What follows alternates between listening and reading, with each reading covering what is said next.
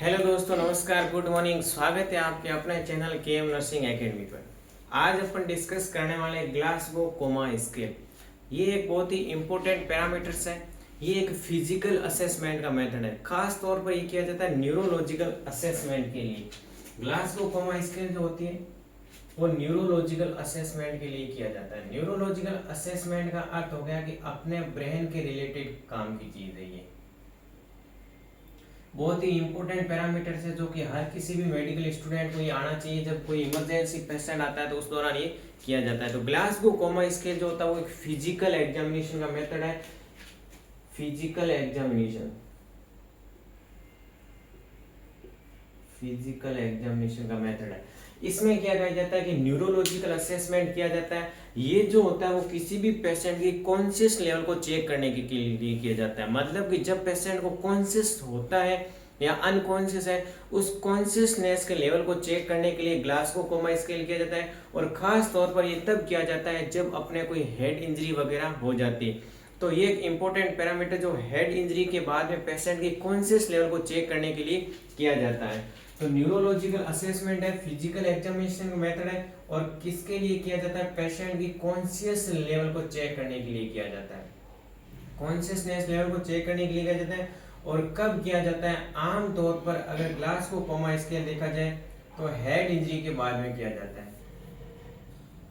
मतलब कि जब किसी पेशेंट को कोई हेड ट्रॉमा हो जाए, कोई एक्सीडेंट हो जाए जिसके अंदर पेशेंट को हेड को इंजरी हो गई, लाइक दैट किसी एनिमल ने हिट कर दिया, कोई गन शॉट इंजरी हो गई, कोई स्पोर्ट इंजरी के दौरान अगर उसके हेड पे लग जाती है तो पेशेंट क्या हो जाता है? अनकॉन्शियस वगैरह हो जाता है। मतलब कि वो अपना आपा खो देता है, मतलब कि ओरिएंटेशन नहीं रह पाता है। जिस दौरान पेशेंट अनकॉन्शियस हो जाता है तो उस अनकॉन्शियस होने जो प्रोसेस है, जो पेशेंट कॉन्शियसनेस कितनी टाइम तक कॉन्शियसनेस है, कितना स्कोरिंग होता है, उस लेवल को चेक करने के लिए अपन ग्लासगो कोमा स्केल किया है, असेसमेंट किया जाता है। तो ग्लासगो कोमा स्केल जो होता है उसके अंदर टोटल जो पैरामीटर्स होते हैं वो उसके अंदर 3 पैरामीटर्स को यूज में लिया जाता है। कितने पैरामीटर होते हैं? 3 पैरामीटर्स होते हैं। अब 3 कौन कौन से पैरामीटर होते हैं उसकी अगर मैं बात करता हूं तो वो होते हैं EVM। 3 पैरामीटर होते हैं। इन 3 पैरामीटर को असेस करके अपन किसी पेशेंट की कॉन्शियस लेवल को चेक कर सकते हैं। अब इन 3 पैरामीटर की अगर मैं बात करूं तो इन 3 पैरामीटर के अंदर आता है, सबसे फर्स्ट आता है आपका आई रेस्पॉन्स।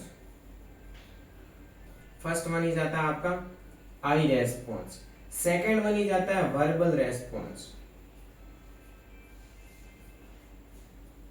सेकेंड वन इज बात करूं तो मैं verbal response. And third one is में बात करूं तो आता है आपका मोटर रेस्पॉन्स।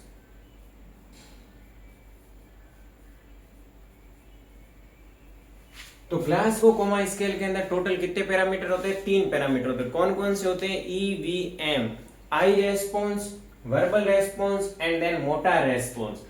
अब क्या होता है कि इसके अंदर अगर मैं टोटल स्कोरिंग की बात करूं कि ग्लासगो कोमा स्केल के अंदर टोटल स्कोरिंग कितनी होती है, तो स्कोरिंग की बात करूं तो इसके अंदर टोटल जो स्कोर होते हैं वो होते हैं 15।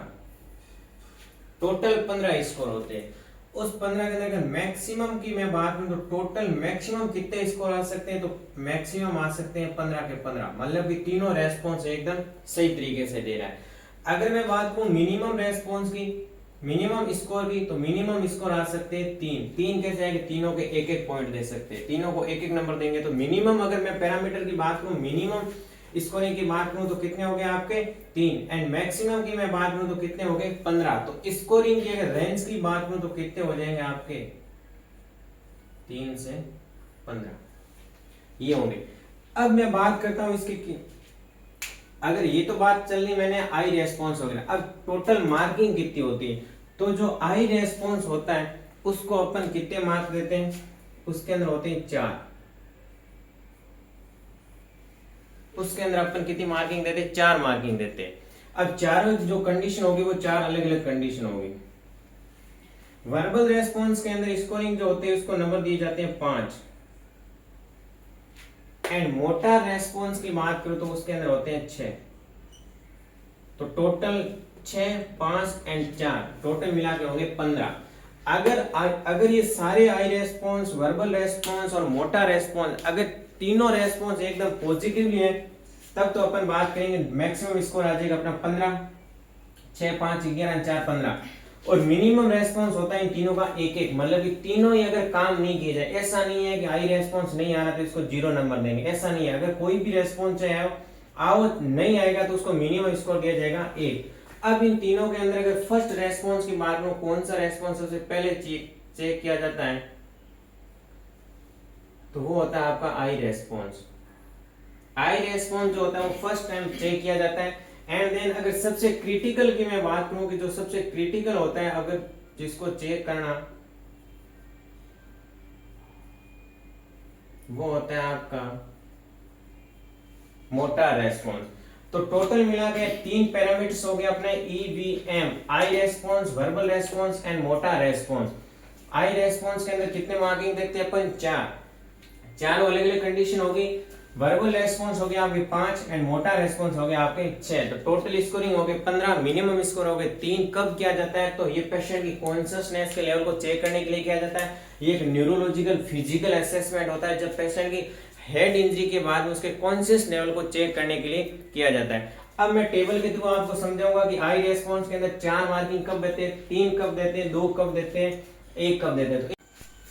अब अपन स्टार्ट करते हैं कि अलग अलग टेबल के अंदर अपन ने देखे थे 3 पैरामीटर्स होते हैं, उन तीनों पैरामीटर्स को मैंने एक टेबल के थ्रू लिखा है। और अब अपन इसके अंदर स्टडी करेंगे कि 4 नंबर वाले जो आई रेस्पॉन्स है उसको 4 नंबर कब देंगे, 3 नंबर कब देंगे, 2 नंबर कब देंगे। इस प्रकार से अपन 15 स्कोरिंग होता है, तो 15 स्कोर को टोटल अपन किस प्रकार से गिनते हैं उसको अपन एक बार देखते हैं। तो अपन क्लास को कोमा को कंटिन्यू करते हैं। सबसे पहले अपन ने मैंने लिखा था कि इसके अंदर 3 पैरामीटर को यूज करते हैं। सबसे फर्स्ट पैरामीटर होता है आई रेस्पॉन्स। अब आई रेस्पॉन्स के अंदर क्या होता है कि अब पेशेंट की आंखें झपक रही है या नहीं झपक रही है, उसके बेसिस पर अपन उसको आई रेस्पॉन्स करेंगे। अगर पेशेंट स्पॉन्टेनियसली आई ओपन कर रहा है, मतलब कि एकदम सीधा आंख को खोल रहा है, तब तो अपन उसको नंबर देंगे 4। टोटल आई रेस्पॉन्स के अंदर नंबर कितने आते हैं अपन 1 से 4 तक। अगर पेशेंट स्पॉन्टेनियसली आंख को खोल रहा है तब नंबर देंगे 4। I open with verbal command, अपने कहने के बाद में अगर आंखें खोल रहा है, अपन बोल रहे हैं कि पेशेंट आंखें खोलने का, तब अगर आंख खोल रहा है तब अपन उसको नंबर देंगे 3।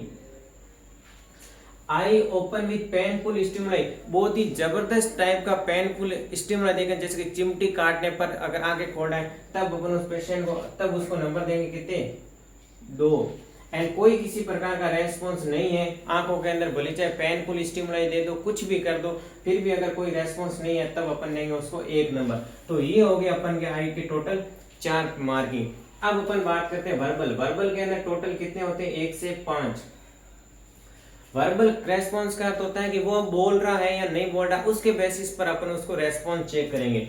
सबसे फर्स्ट वन ही जाता है आपका ओरिएंटेड। ओरिएंटेड के अंदर होता है कि पेशेंट एकदम वर्बली कमांड कर रहा है, एकदम सही तरीके से बोल रहा है, जैसे मैं बोल रहा हूं वैसे बोल रहा है, तब उस पेशेंट को कितने नंबर देंगे 5। कंफ्यूज कन्वर्जन, आने की बोलने में थोड़ा कंफ्यूज हो रहा है, मतलब कि कौन सा क्या बोलना है क्या नहीं बोलना है, थोड़ा बहुत अगर कंफ्यूज हो रहा है, एकदम स्पष्ट वर्ड नहीं निकल रहे, तब अपन उस पेशेंट को कितने देंगे 4। कंफ्यूज कन्वर्जन, मतलब कि उसको पता सब कुछ है क्या बोलना है, लेकिन वो सही तरीके से बोलने, मतलब कि कंफ्यूज हो रहा है क्या बोलना क्या नहीं बोलना, उसको अपन नंबर देंगे 4। नेक्स्ट वन है इनएप्रोप्रिएट वर्ड। इनएप्रोप्रिएट वर्ड का अर्थ होता है कि पेशेंट है वो बोलने में हल्कला रहा है, मतलब कि सही तरीके से बोल पा नहीं रहा है। इसमें तो कंफ्यूज हो रहा था, लेकिन इसमें क्या होता है वर्ड उसके सही तरीके से नहीं निकलेंगे, यानी कि सलड स्पीच होगी, जैसे कि हकला कर बोलेगा, उसको अपन नंबर देंगे 3। नेक्स्ट वन आता है इनएप्रोप्रिएट साउंड, मतलब कि अपन बोलने का बोल रहे हैं लेकिन वो केवल साउंड निकाल रहा है, केवल गुनगुनाहट कर रहा है, मन ही मन में बोल रहा है, लेकिन उसके सही तरीके से वर्ड नहीं निकले, तब तो 3 नंबर। लेकिन केवल गुनगुना रहा है, जैसे कि अपन कुछ बोलने को बोल रहे हैं लेकिन वो मन ही मन कुछ गुनगुना रहा है, तब अपन उसको नंबर देंगे 2। और कोई किसी प्रकार का रेस्पॉन्स नहीं है, अपन ने कहने के बावजूद भी अगर वो पेशेंट कोई किसी प्रकार का रेस्पॉन्स नहीं कर रहा, तब अपन उस पेशेंट को नंबर देंगे 1। तो ये हो गया अपना वर्बल रेस्पॉन्स। देन सबसे क्रिटिकल कंडीशन आती है मोटा रेस्पॉन्स चेक करने की। तो सबसे रेस्पॉन्स और सबसे नंबर भी ज्यादा इसी के, इसमें अंदर कितने नंबर देते हैं 1 से 6 तक। इसमें क्या करें, ओबे सिंपल कमांड, अपने बिना कोई किसी बहसबाजी के अगर वो मोटर एक्टिविटी कर रहा है तब अपन उसको नंबर कितने देंगे 6। मतलब कि कोई किसी प्रकार का, मतलब कि अपन ने उसको कोई किसी प्रकार का, जैसे कि अपने बहसबाजी, जैसे कि अपन ने कह दिया कि ये चीज कर तो उसने कर दी, मतलब कि कोई भी किसी प्रकार की बहसबाजी नहीं कर रहा है, तब अपन उसको क्या देंगे 6 number. Command with painful stimuli, अपन के पेनफुल स्टिमुलाई कहने के बावजूद अगर वो कुछ कमांड करे तब अपन उसको नंबर देंगे 5। मतलब कि अपने जोर जबरदस्ती से कहने पर, पिटाई करने के बाद में अगर वो काम कर रहा है दैट इज 5 नंबर। अगर नॉर्मल फ्लेक्शन हो रहा है, मतलब जैसे कि हाथ है, इसका नॉर्मल फ्लेक्शन हो रहा है, फ्लेक्शन का अर्थ होता है अंदर आना, जैसे कि ये हाथ है, अब इसका अगर नॉर्मल फ्लेक्शन हो रहा है दैट इज नंबर देंगे अपन उसको 4। देन इज आता है एबनॉर्मल फ्लेक्शन, मतलब कि हाथ उसको अंदर की तरफ लाने में दिक्कत आ रही है, मतलब जैसे नॉर्मल मैंने, जैसे कि हाथ है तो अब मैंने नॉर्मल इस तरीके से अपने लिया, लेकिन उसको अगर एबनॉर्मल तरीके से फ्लेक्शन हो रहा है, मतलब कि दिक्कत आ रही है उसको फ्लेक्शन करने में, तब अपन उसको नंबर देंगे 3। एबनॉर्मल फ्लेक्शन या इसी को दूसरा नाम बोला था डिकोर्टिकेट पोचुई। अब आता है कि एबनॉर्मल एक्सटेंशन, हाथ फ्लेक्शन तो हो गया लेकिन सीधा नहीं कर पा रहा है, जैसे ये तो मैंने एक नॉर्मल तरीके से सीधा कर दिया, लेकिन उसको अगर दिक्कत आ रही है एक्सटेंशन करने में, तब अपन उसको नंबर देंगे 2। एंड अगर कोई किसी प्रकार का रेस्पॉन्स नहीं है, मतलब कि अपन ने कहने के बावजूद भी उसकी मोटर एक्टिविटी 0 है, दैट इज नंबर देंगे अपन 1। तो ये हो गया अपन के आई रेस्पॉन्स 4 3 2 1, और इसके अंदर होते 5 5 4 3 2 1, इस प्रकार से अलग अलग नंबर देते हैं। और मोटर रेस्पॉन्स के अंदर होते हैं 6। टोटल अगर स्कोरिंग की बात करें तो टोटल स्कोरिंग कितने आते हैं, 4 5 एंड 6, टोटल स्कोरिंग आती है अपने पास 15।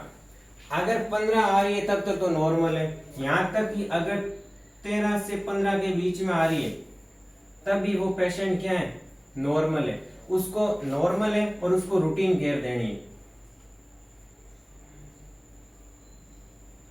उसको रूटीन केयर देनी, मतलब कि कोई किसी प्रकार से एक्स्ट्रा उसको केयर देने की जरूरत नहीं है। No need extra curriculum activity, या कोई किसी प्रकार के अपने को इसको एक्स्ट्रा काम करवाने की जरूरत नहीं है। अगर लेकिन ये तो कब आती है, जब 13 से लेके 15 के बीच में अगर उसके स्कोरिंग आ रही है, अगर उसकी स्कोरिंग आ रही है 9 से लेके 12 तक, तब अपन उसको बोलेंगे मॉडरेट कॉन्शियसनेस। तब उसको क्या होता है, अब काम किसके लिए करवा रहे, ग्लासकोमा कॉन्शियस लेवल को चेक करने के लिए। अगर स्कोरिंग 9 से 12 के बीच में आ रही है, तब अपन पेशेंट को बोलेंगे कि उसको मॉडरेट टाइप का कॉन्शियसनेस है, यानी कि पेशेंट को अब अपन क्या करवा सकते हैं, ऑक्सीजन थेरेपी प्रोवाइड करवा सकते हैं, या इसके अलावा अपन पेशेंट को सक्शनिंग करवा सकते हैं। तो ये अपन उस पेशेंट के लिए करवा सकते हैं, मतलब एक तो मॉडरेट टाइप का है, मॉडरेट टाइप का कॉन्शियस लेवल है, वो कितने स्कोरिंग पे आता है, 9 से लेके 12 तक। अब बात करते हैं अपन बहुत ही लेस देन, अगर 3 से 8 के बीच में, अगर स्कोरिंग आ रही 3 से लेके 8 के बीच में, ये तो पेशेंट कैसे अनकॉन्शियस है, ये तो पेशेंट कैसे अनकॉन्शियस है, मतलब कि अगर 3 से 8 के बीच में आ रही तो पेशेंट एकदम अनकॉन्शियस है। इसके अंदर अपन क्या देते हैं, 3rd लेवल की आईसीयू केयर देते हैं। 3rd लेवल की अपन इस पेशेंट के अंदर क्या देते हैं, आईसीयू केयर देते हैं। तो ये होती है इसकी स्कोरिंग के बेसिस पर अपन अलग अलग ट्रांसमिशन दे लिया क्लासिफिकेशन, जैसे 13 से 15 के बीच में तो नॉर्मल पेशेंट है, उसको किसी प्रकार की कोई एक्स्ट्रा करिकुलम एक्टिविटी करवाने की या एक्स्ट्रा कोई केयर लेने की जरूरत नहीं है, रूटीन केयर रखो। और पेशेंट अगर 9 से 12 के बीच में आए तो मॉडरेट कॉन्शियस लेवल, पेशेंट को ऑक्सीजन थेरेपी प्रोवाइड करो, सक्शनिंग वगैरह करो। 3 से 8 के बीच में आए तो पेशेंट अनकॉन्शियस है, उसको 3rd लेवल की आईसीयू केयर प्रोवाइड करो। अब एक इसके अंदर एक अलग कंडीशन आती है कि वर्बल रेस्पॉन्स चेक करते हैं, तो पेशेंट क्या होता है कि अगर पेशेंट को ईटी ट्यूब वगैरह लगा रखी है, कोई टीटी ट्यूब वगैरह लगा रखी है, कुछ एंडोट्रेकियल ट्यूब या फिर कुछ इस प्रकार की सांस लेने में दिक्कत आ रही है, खाना खाने में दिक्कत आ रही है, उसके लिए अपन क्या ट्यूब यूज करते हैं। तो उस दौरान अगर उसको किसी भी प्रकार की अगर ट्यूब दे रखी है, अब उसके अंदर ट्यूब करवा रखी है, तो ट्यूब डाल रखी है, तो पेशेंट अब क्या होता है, बोलने में दिक्कत रहेगी। तो उस दौरान अपन स्पेशल पॉइंट लिखते हैं कि VT। जब भी अपन उस डॉक्यूमेंटेशन के अंदर जब फिजिकल एग्जामिनेशन करते हैं, न्यूरोलॉजिकल असेसमेंट पेशेंट के आने के बावजूद अगर पेशेंट ईटी ट्यूब डाल रखे हैं, टीटी ट्यूब डाल रखी, तो अपन जब पेशेंट को इस प्रकार से अगर वर्बल कमांड लिखेंगे तो इस प्रकार से लिखेंगे VET। जैसे पेशेंट की स्कोरिंग आती है वर्बल के अंदर 4, तो इस प्रकार से लिखेंगे, यहाँ पे VTT 4 इस प्रकार से लिखेंगे। वरना नॉर्मल अपन किस तरीके से लिखते हैं, जैसे कि E4 V5 एंड M6, लेकिन इस प्रकार का पेशेंट जो होगा जो ईटी ट्यूब वगैरह डाल रखी हो, तो उसके अंदर VTT 5